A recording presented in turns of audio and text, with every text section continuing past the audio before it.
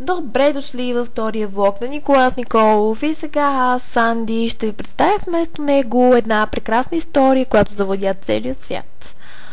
Да, имало едно време в една гъста горичка, една питка. Тя се казва Снежанка, но така съответно и викали Коробранка. Той при дошъл към Чувълчо, който бил режисьор в тяхната прекрасна гъста горичка. Дал един пакет и нашата Снежанка Коробранка отворил съответно пакета и какво да види вътре? Предложение за порнофилм. А написано надълго и широко, обяснено какво удоволствие ще изпита. Но така, нашата Коробранка изобщо не знаела тайната, която крие от Чичо Петохуйник. Повече познат като Комчо Вълчо. Така Снежанка Коробранка тръгнала с големи крачки към порно студиото. Влязла вътре и какво да види? Уау! Долу една изкуствена патка, а на легото жди червената шапка била потресена от гледката. Та Коробранка започнала пишоманка да се облича и шепнела как с хонорар ще си тюнингов москвича. И докато двете нимфоманки са чики-джосвали, трите прасенца време не прехосвали. Гледаш как голи до краката прекрачват порно вратата. Тогава каква оргия настана, а пък Чичо Петохуйник назад не остана. Включи се към този страшен филм и извади петте кора в гащите с крил. Коробранка стискаше прасенцето, натискаше. Петохуйник рече: стига вече, кръв потече и свърших вече. И остана нашата пишманка гордо бърка между краката. С хонорара трите прасета построили на нимфоманките карета и 3 къщи с 2 козета. А пишоманка турил хонорара в златната банка и сега яде бомбонки, защото събира силиконки.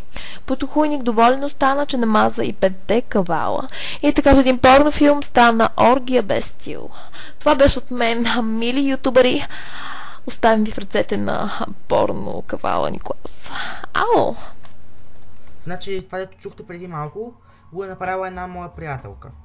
Го е записала една моя приятелка. Не го записах аз, защото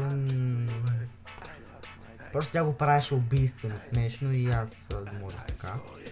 Иначе това ние сме го измислили, ние сме го направили, ние сме го написали, да. Това е повтори, няма значение. И да кажа още нещо. Отдолу ще оставя няколко линка, Facebook, ако искате там ме добавете.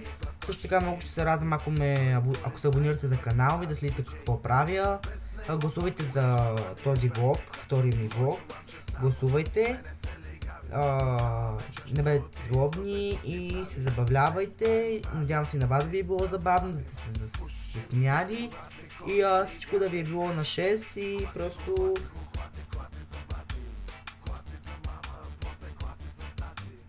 Забавляйте се, това е живота. Живейте си живота и бъдете такива, които искате да сте. Не бъдете някой друг и не се опитайте да бъдете някой друг. И това е още което искам да ви кажа и до следващия ми влог.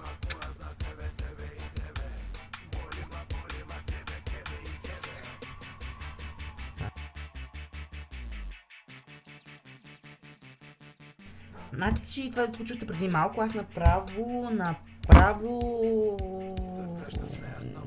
краката,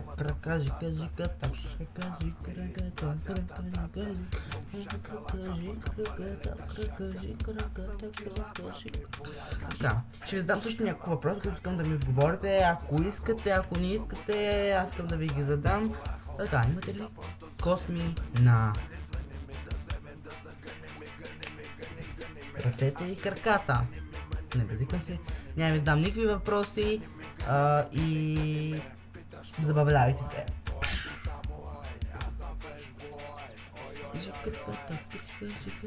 Аз знам, че причина чучуара, просто не ми го натяквайте, защото вече е 2 часа и просто не ми го натяквайте, защото от да спа и просто не мога да мисля и лека нощ и утре сме на училище и просто всичко е... Много направо чувствам ужасно и ще пукнем всички, ще пукнем... Ай, последно да кажа, абонирайте се за мен бе, аре бе, моля ви бе, аре бе, виж как ви се моля тука. Ай, един последен въпрос. Абонирахте ли се за мене бе? Ако не сте се, може да цъкнете на профилчето, чакай така. Така цъка. И натискате, абонирам се и...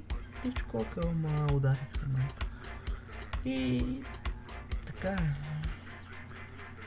Бихе...